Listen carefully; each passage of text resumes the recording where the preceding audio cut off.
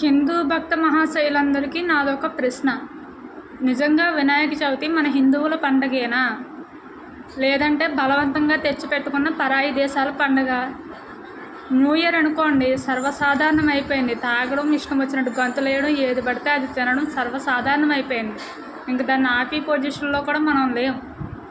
Okay, ఒప్పుకుంటాను, new year కాబట్టి enjoy చేయాలి, కుర్రకారు కదా మరి, చెయ్యాలి, ఓకే ఒప్పుకుంటాను.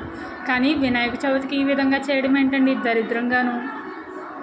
వెనకాలేమో దేవుడిని నిలబెట్టి దేవుడి ముందు మీరు కళ్ళు తాగిన కూతురులో గంతులేస్తారా?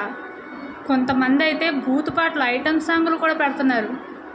అసలు మీకు తెలుస్తుందా మీరు ఏం చేస్తున్నారో?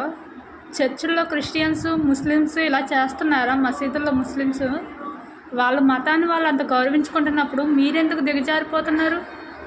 అది అర్థం